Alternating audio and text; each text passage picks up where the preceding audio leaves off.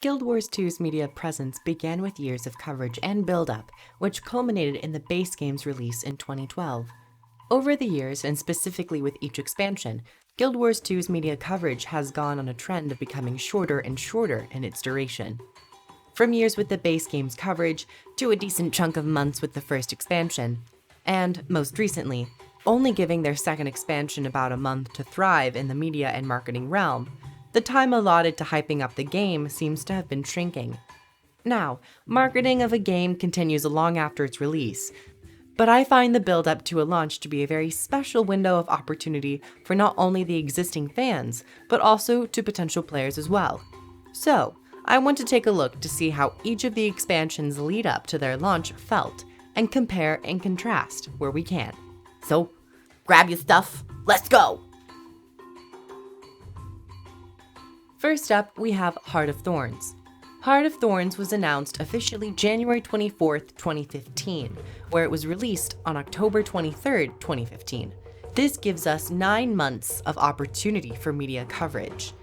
Media was highly focused through their points of interest live streams, where devs would come and shed light on features and story for Heart of Thorns. Blog posts also supported these endeavors, but it was really the live streams that got everyone together, everyone entertained, and on the edge of their seats to see what might slip, what might be exposed, what might be talked about, etc., etc. Guild Wars 2 was also very visible at conventions, such as TwitchCon, and held community/partner meetups to disperse more coverage. This avenue was really nice to see from a player's perspective. At least I can remember from the time I was not necessarily making videos. I was more so just a casual player and who enjoyed media coverage. So I'd always be on the lookout for other ArenaNet partners to see what they might be dropping, to see if they were invited, and to see if they got any exclusive footage at the new PvP modes, the new elite specializations. And it really created a wonderful buzz, not only for the game, but also its partner program.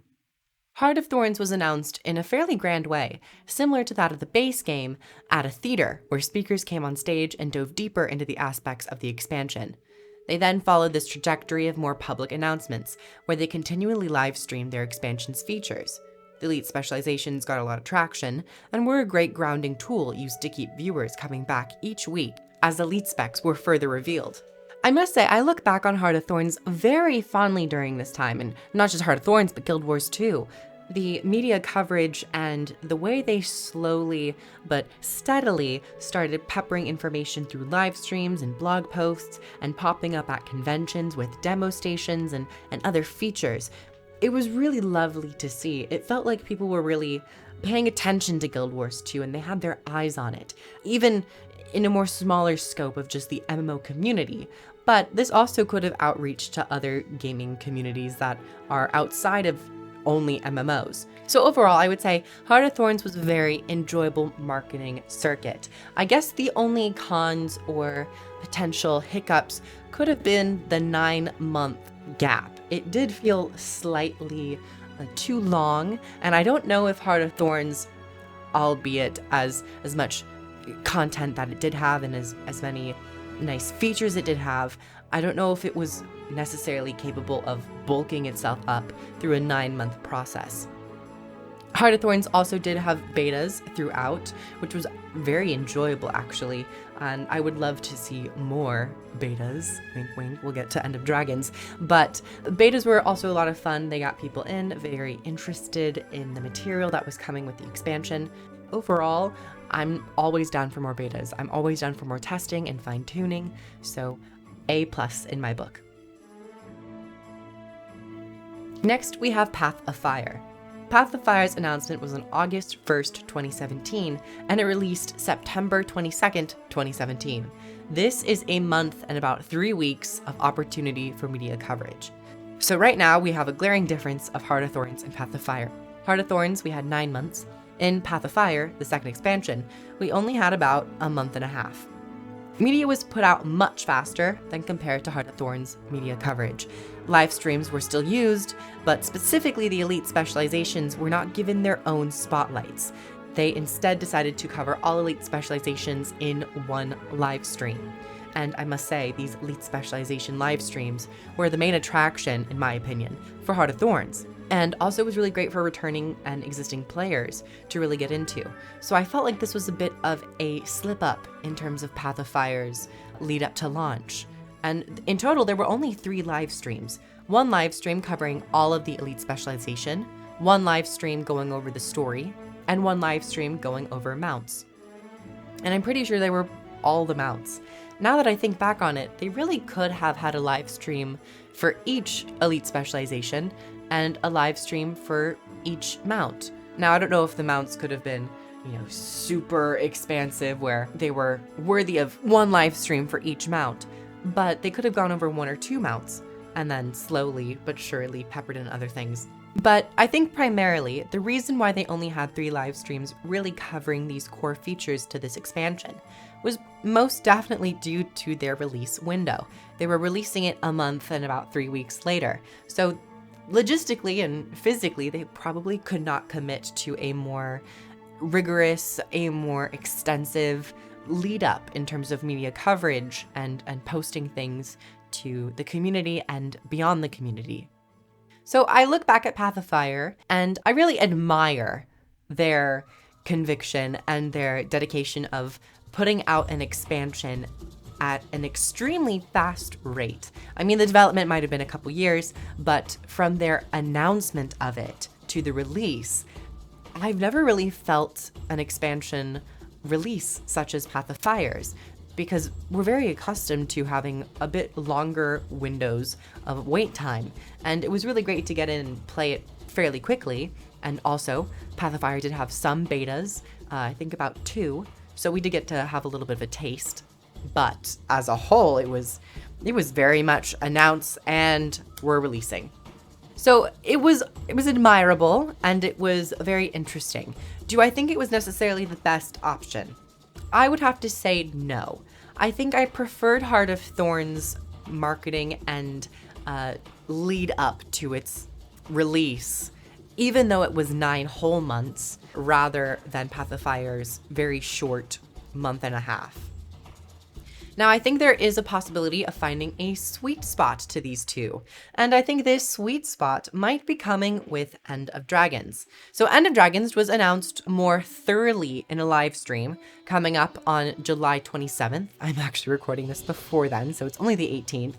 We did get confirmation of Guild Wars 2 End of Dragons back in early 2020. So it has been already a year, and it was just really the announcement that they were working on it. So on that end, I'm not really going to count that as their announcement, more so just keeping and informing the community that they are working on more stuff. Now for Guild Wars 2 End of Dragons, what could they learn from these 2 systems? Now I think I would like to see more Heart of Thorns-esque lead up to the release. I would like to see more live streams dedicated to each of the Elite Specializations, dedicated to a one specific cool feature of the expansion that we might not yet be privy to, we might not yet know. So honestly, these things are really something that we have to wait and see as well, because it is not the 27th yet. If you're watching this in the future, what did they post? What did they say? What's coming?